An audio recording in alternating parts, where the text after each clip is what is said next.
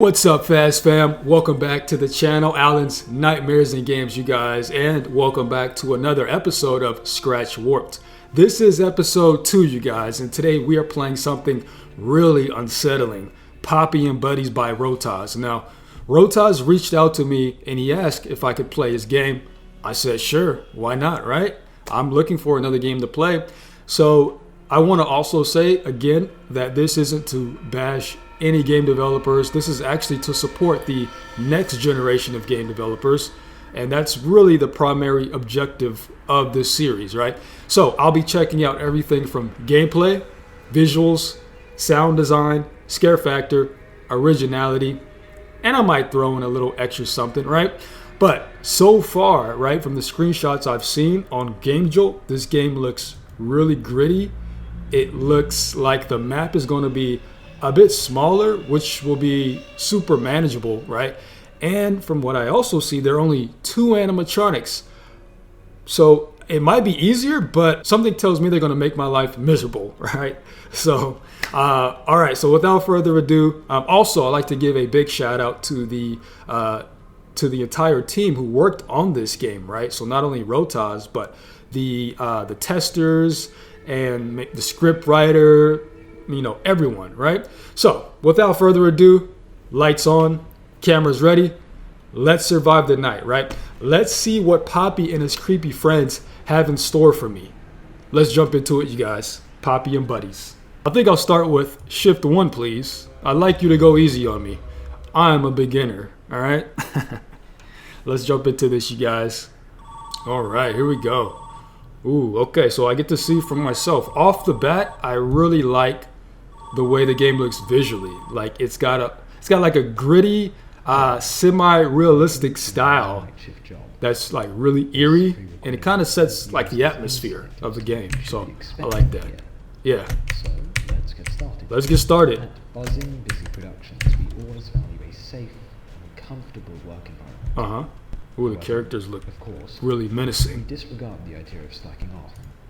I don't think there's a company that promotes slacking off, so Popee the busy bee, I understand. and Arnie the ant. Popee and You will be Arnie. given the necessary tools used in this workspace, and this space alone.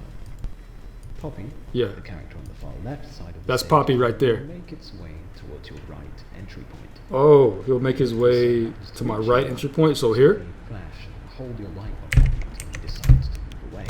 Aha. Next, Arnie, the character to the right side of the stage camera, will move Yeah. off the stage at any random interval. Oh, so he can go wherever he wants to. This button on the bottom right of your surveillance tablet will send him back to the show stage position. This button? Be aware Oh. Arnie may not be as clear Sound as they are when boom. moving. Sound boom. That's all. Remember to hold your light on Popee and find Arnie. Hold my light on Popee. We're rooting for you. Oh, you're rooting. Oh man, I appreciate that. I love that. That's very heartwarming. You're rooting for me. All right. So, how much am I getting paid again? Anyways, let's continue, you guys. So we have Popee on the left, my left, and then we have Arnie on the right. Jeez, is this what the kids are into nowadays? These animatronics look extremely menacing, right? Arnie looks more terrifying than Popee. I don't know how you can do that, but to me, he looks absolutely terrifying. Oh, geez, Popee's he's on the move. Yeah, Popee's already here. Look at that. Look at those razor sharp teeth. I guess this is what the kids are into nowadays. I mean, you tell me. I think he's here.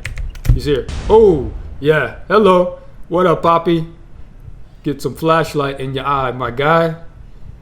Oh, geez, look at his eye. He got like googly goggly eyes. Sheesh.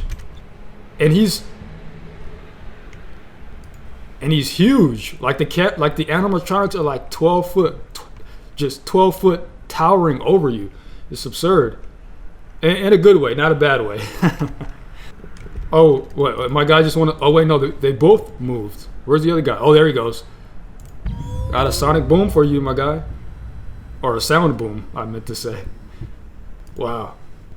All right, so Popee is on the way, and I think Arnie went back to his original spot. Yeah.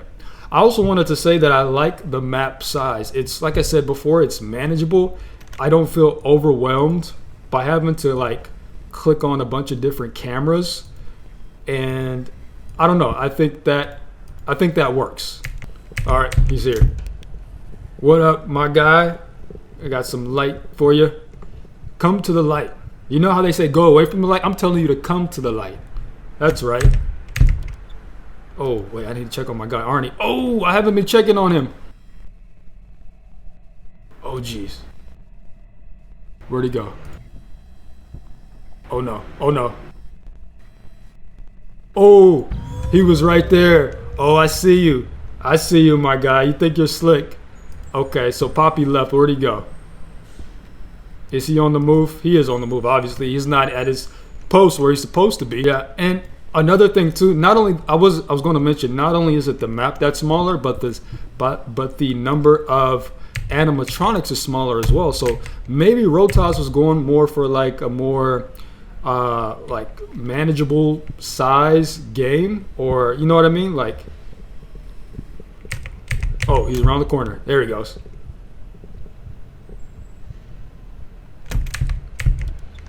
Where'd he go? Oh, jeez. He's got to be around here somewhere. Oh, no. Is he in there? No. He's there. I can see his arm sticking out. You think he's slick. Yeah, like the size of the map, the number of animatronics. It seems like Rotas was going for like a more, I don't know, like a smaller game, if that makes sense. Like he didn't want to overwhelm the player, which I don't feel overwhelmed at all. Like having to only worry about 2 animatronics instead of like 5 or 6 or however many, I like it. But that could also create a false sense of security, because you're thinking to yourself like, okay, I only have to worry about 2 animatronics. The thing too, they're so menacing that I rather not get jump scared. Like I don't want to get jump scared because I don't want to see what that looks like. I really don't. That's how terrifying these animatronics look, right? Oh, I won. Awesome. You win. I win. Okay.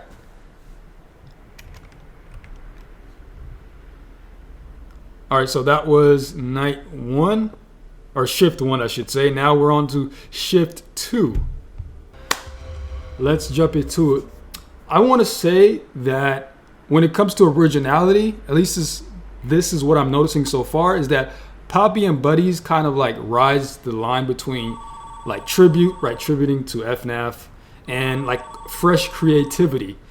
So like it has very much like a classic FNAF, but it doesn't like stray away too far from FNAF, but it's also trying to create like its own lore. Here at Popee's, we value employees who are quick to pick up on subtle cues as to keep up productivity. Yeah, okay. As a result, we will be more vague in this message. Sure. However, we will still tell you ideas on how they work. If you see one, flip down your camera. If you see the other, turn off the light in your workspace. Wait, what's going I on? repeat, if you see one, flip down the camera. If you see the other, turn off the light. That's all.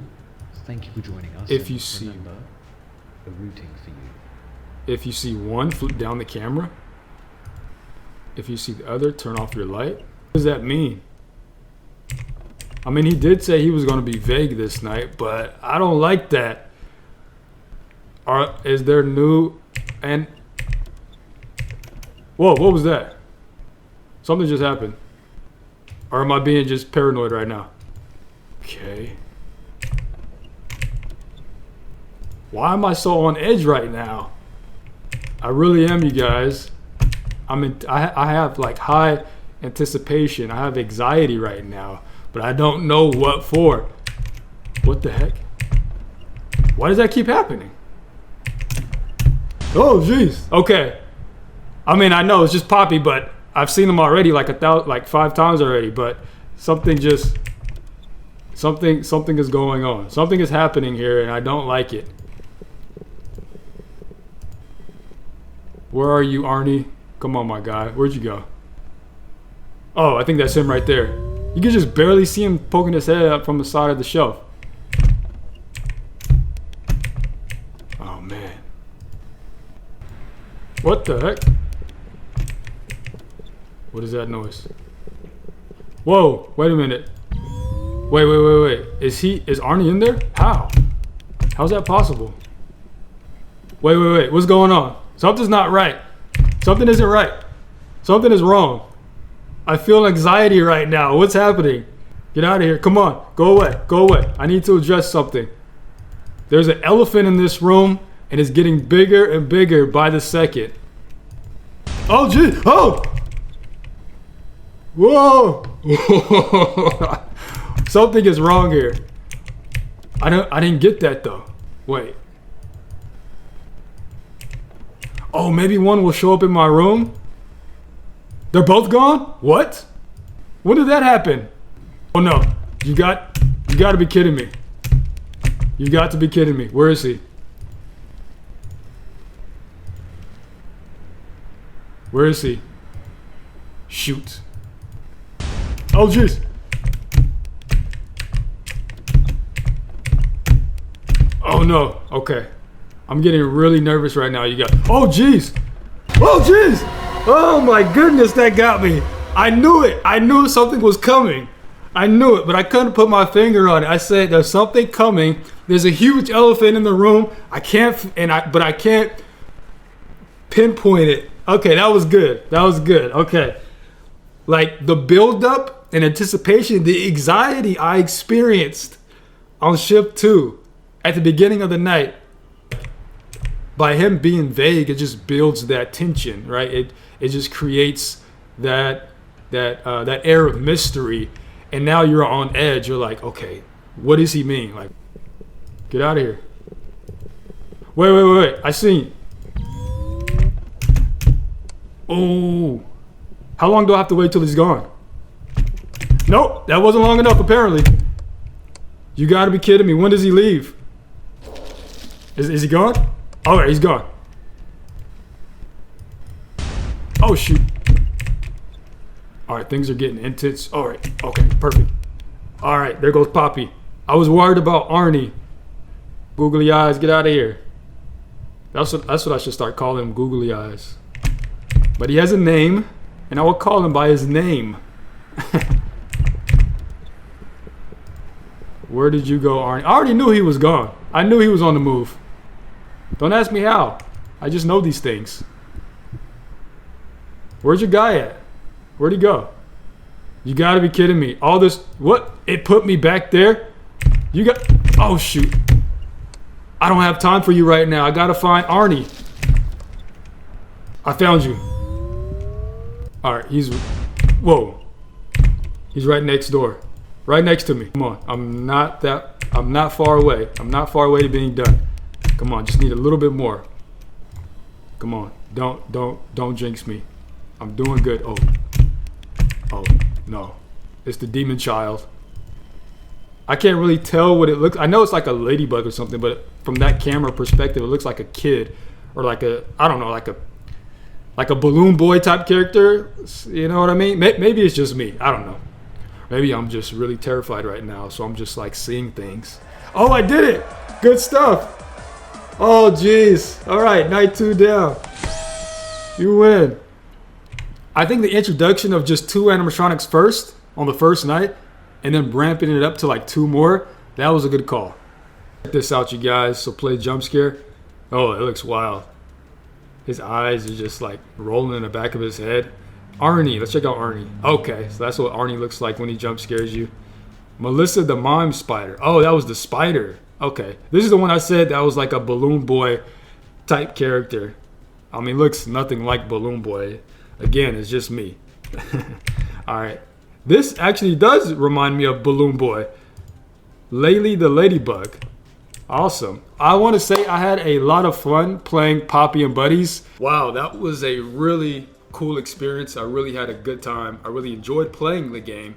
So big shout out to Rotas and your entire team, you guys. Let's start with gameplay. Popee and Buddies plays really clean. You play as a night guard in a small insect-themed pizzeria. The map is intentionally small, right, which makes it easy to manage and far less overwhelming for the player. In fact, there are only 2 animatronics prowling around on the first night, Arnie the Ant and Popee, which keep things manageable but still tense. That is until Shift 2 starts, and then 2 more threats show up. That twist made things way more exciting without being overwhelming. Flashlight mechanics are smooth too, solid gameplay overall, right? I appreciated that I never felt overwhelmed by a million things at once. Compact design is a smart choice for a fan game like this. The controls are straightforward. You click to switch cams, press a key for the light, etc. And instead of slamming doors on these buggers, pun intended you guys, primary tool is a flashlight, which is the only thing that has power. So you hear something, scurrying around down the hallway, you fight scary bugs with the power of light. It's simple and it works. You hold the light on Popee or flash his buddy for a few seconds, and then they retreat into the darkness, right? So I actually found this mechanic pretty cool. It's like pest control animatronic edition. Now, I did notice that the left side door exists, but no animatronics ever attack from there, which feels like a missed opportunity to add extra tension, I would say you could force players to balance watching both entrances, right? Both the left and right entrance, instead of mainly focusing on the right hallway. But overall, the gameplay gets a solid 8 out of 10 score for its simplicity, balance, and accessibility. It's not overly ambitious in mechanics, but what's there is executed really well, with no bugs, mind you. Now let's move on to visuals. Visually, Popee and Buddies really impressed me. The graphics have like this gritty, semi-realistic style that sets an eerie atmosphere from the get-go. The little office that we're stuck in has like this grimy, lived-in look, right? Peeling wallpaper with this sickly green hue, an old computer monitor on the desk, and that cheery fun. There's even like a dusty dartboard and some plants in the corner, making the place feel like a rundown family diner turned survival bunker, right? So the attention to detail is really good here. For example, the camera feed UI has static, giving the surveillance footage a grainy, authentic CCTV vibe. When you flip through the cameras, the scenes are dimly lit and slightly fuzzy, as if you're watching through a bad signal. So this really sells the horror atmosphere, and it kind of had me squinting at the shadows, trying to spot and see if anything had moved. The overall lighting and textures are surprisingly polished for an indie fan game. From the flickering ceiling fans to the glow of your flashlight, the visuals do a lot to build tension.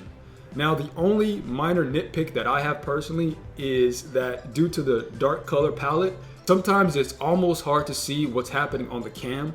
But honestly, the darkness is kind of part of the charm and challenge, so I'm not going to really knock you for it. Creepy atmosphere, check. Unique character design, check.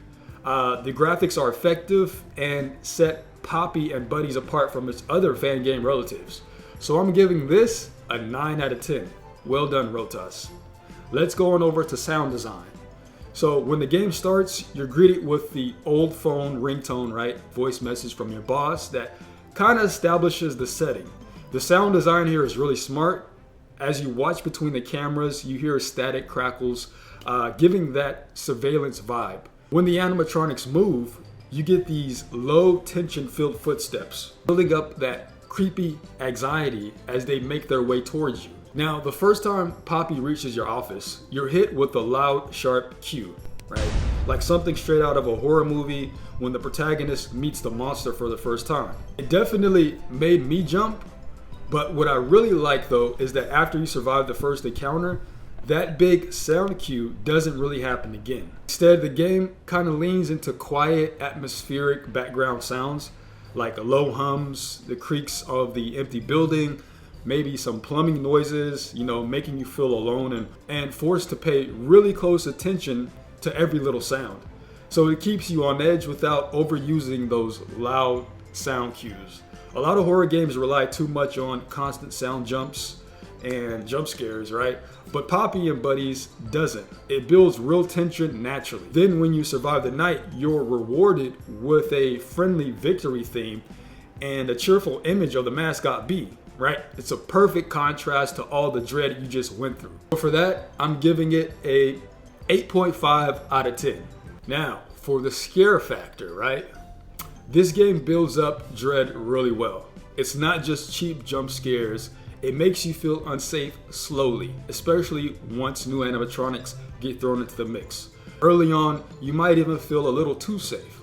Only 2 animatronics, right? Only 2 in a small area to watch. How bad could it be, right? That's what I asked myself. I will say Shift 2 really steps it up a bit. 2 animatronics are thrown into the mix with barely any warning. And what makes it work so well is that you don't see them on the cameras. Not really anyway. And you barely hear them moving until like around 2 or 3 a.m. It really creates this huge feeling of dread and anxiety, right? Like there's an elephant in the room, but you don't know where it is. It's like you're waiting for a jump scare, but you can't time it perfectly. And when it hits, it catches you completely off guard. Honestly, it was really well done and it added serious tension without feeling cheap. Those character designs that I discussed, they truly shine, or rather horrifyingly shine during the gameplay. Like Poppy's empty eyes glinting in the dark and Arnie's looming figure in the corridor. They were genuinely unsettling, right? You got the sharp teeth, you've got the towering height. I'd give scare factor a 9.5 out of 10. It's impressively scaring for an indie game with a couple of memorable gotcha moments, right? That will catch players off guard. So really well done again, Rotas. Let's go on over to originality and lore. So it follows the FNAF formula, but it puts its own creepy insect spin on it. You've got Poppy the bee, Arnie the ant, and others that stand out, right? I think there's a lot of potential here though. If this ever got fleshed out more, like explaining what went wrong at Buzzing Bee Productions, for example, right? Buzzing Bee Productions filed for bankruptcy after multiple child injuries at party events. Or maybe at the beginning of the game or hidden somewhere, you find a Welcome to Buzzing Bee Productions video. Super fake, super cheesy and corporate, right? And then it gets more disturbing if you survive both nights, right? Glitchy, broken audio, maybe a creepy smiling mascot, something like that. So you want to hint that there's something more, even if it's not revealed yet. The intrigue is there, even if the game doesn't really spell it out. So for that, I'm giving originality and lore, I'm giving it a 7 out of 10, right? Fun factor and replayability. With only 2 shifts and no mini games or extra modes, there's not a whole lot of replayability here. But honestly, to me, that's fine, right? The game delivers good, solid fun during the 2 nights that it gives you. And I'll admit, I'm even a little bit torn on the score. The actual fun factor while playing was great, but the limited replay value kind of holds it back a bit, if I'm going to be honest. I'll say this, if Rotas decides to add more nights or bonus content later on, I'm confident this score would jump easily, right? No question. The foundation is already strong. It just needs more to chew on. Overall, I'm sticking with a 7 out of 10 because even if it's short, it's an experience worth playing. To wrap this up, Popee and Buddies is short, simple, and surprisingly effective, you guys. It sticks close to the classic FNAF gameplay, switching cameras, flashing lights, using sound to defend yourself, the small map, creepy animatronic designs, keeping the tension high without ever feeling overwhelmed. Night 2 was a real highlight for me, you guys. The way the 2 new animatronics are introduced without much warning really cranked up the dread. Not hearing or seeing them clearly until late in the night made it feel like an invisible threat was lurking around the corner, and it definitely caught me off guard in the best way. Visually, the gritty, grimy pizzeria is perfect. The animatronics look genuinely unsettling, and the low, eerie sounds make you feel like you're truly alone in a forgotten building, and I really enjoyed that. So the game didn't rely on constant loud noises to scare you. It kept things low and atmospheric, forcing you basically to pay attention to like every creak and hum around you. But with that said, the game is definitely on the shorter side with only 2 nights and a small roster of mechanics, and the left door never getting used, right? The replayability is a little limited. There's not a lot of lore baked into the experience just yet, but there's a ton of potential for Popee and Buddies, right? I'd love to see Buzzing Bee Productions fleshed out in future updates. The backstory of the restaurant, why these animatronics are so wrong, and maybe even new mechanics to make use of the full office space. If Rotas ever decides to add more nights or new threats and expand the lore, I'm confident this already good game would be even better, right? No question. The foundation is strong, it's creepy, it's fun, and it shows a lot of passion behind the scenes. So to Rotas, the creator, as well as your team, great job, you guys. Your characters gave me the heebie-jeebies in the best way. I love the care that you put into the visuals and the balanced design. Keep refining your craft and building out this eerie world. Popee and crew definitely have more stories to tell you guys. So the final score for Popee and Buddies, I'm giving it an 8.5 out of 10, you guys. Popee and Buddies might be a quick shift, but trust me, you guys, it's one that'll stick with you even after you clock out. Again, big shout out to Rotas and your team. You guys keep building creepy and eerie worlds, and I'll definitely keep an eye out for what's next. Until next time, Fast Fam, stay safe and stay warped. Catch you guys later. Peace out.